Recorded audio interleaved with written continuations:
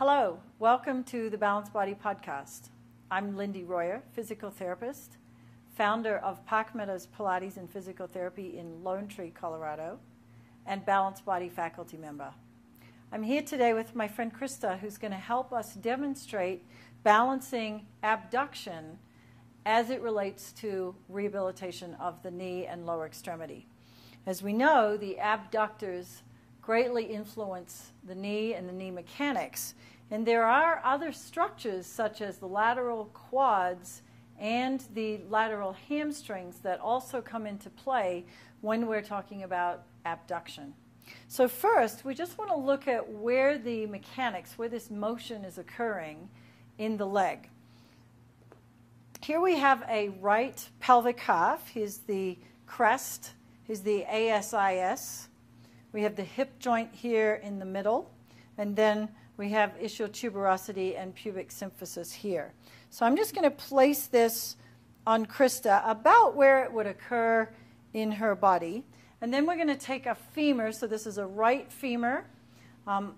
Fairly clear here where the ball of the femur is with the knee joint at the bottom. So Krista, if you can just straighten out your right leg. And what we're going to do here is we're just going to look at what happens to the femur as she abducts the leg. So can you just take that right leg up?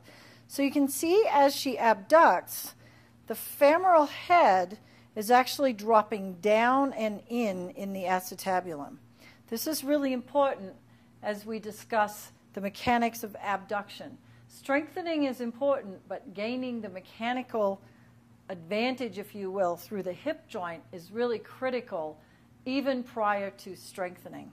So we're going to have Krista roll over, and then we're going to take a look at an exercise that we can do here where we can focus on biomechanics. We're going to take a yellow spring and place it on the crossbar. And one thing to note here is I'm using a short yellow spring as opposed to a long yellow because it's going to give us both more support and also more range of motion into abduction. We're also, rather than using a regular foot strap, we're using this Y strap, which is going to give her foot and ankle more support so that she can focus on the mechanics of her hip without worrying too much about what's going on in terms of keeping the strap on her foot.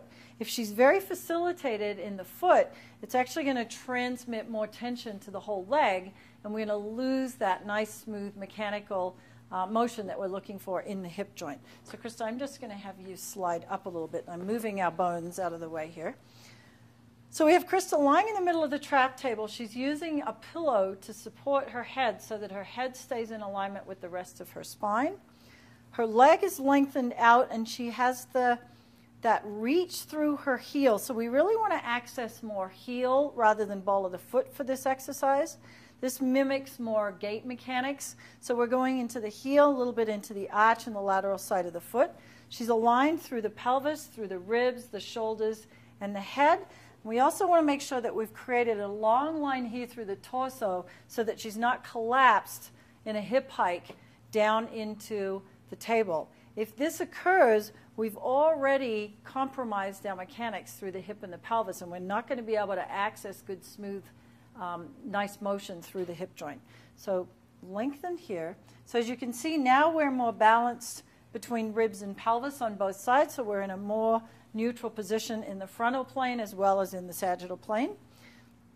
Krista's going to lengthen through her leg, and then I'm just going to keep one hand on her iliac crest, and as she raises her left leg, I'm just giving her a gentle glide down and in toward her hip joint, and then we're just reversing it. We're not doing a really big mobilization here. We're just giving her a sense of the mechanics. So I'm not trying to mobilize her hip in the sense that I'm creating any amount of force at all. One thing that's helpful is when you're working on patients and students with this exercise is to make sure that they really understand where their hip joint is so that they can image the mechanics as they happen. So the hip joint itself is level with the ischial tuberosity or sit bone. So in Krista, she already knows this, but for your students, just make sure that they understand where the hip joint sits in their bodies. So now we're going to add a little bit of a variation to this. We're going to take the leg into a little bit of extension. We're going to go into some internal rotation here. Really watch out that the foot is still staying aligned through the lateral side. And then as she raises her leg again, we're just going to give her that hint of mechanics through the femur.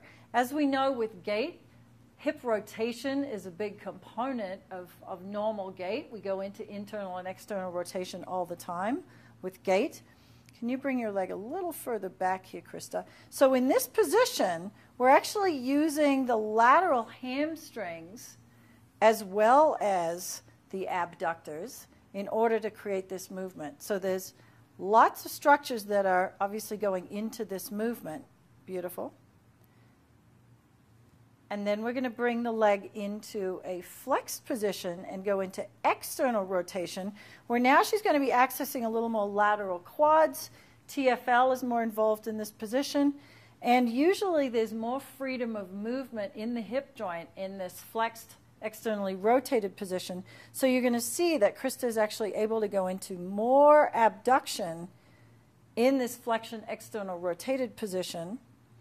I'm again just helping her maintain the position of her pelvis as we glide the head of the femur down and in on abduction and slightly up and out on adduction.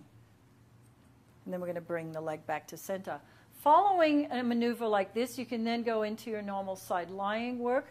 One thing I did want to point out is the angle here using the bar overhead is much more in line with her ab and adduction versus in the traditional position if we put the spring all the way up to the other end of the trap table. So this actually is going to be much more in the line of pull of ab and adduction, so facilitating that motion a lot more for her.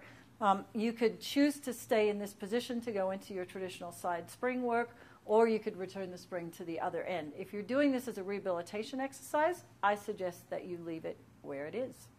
Thank you very much, Krista, and thank you for watching.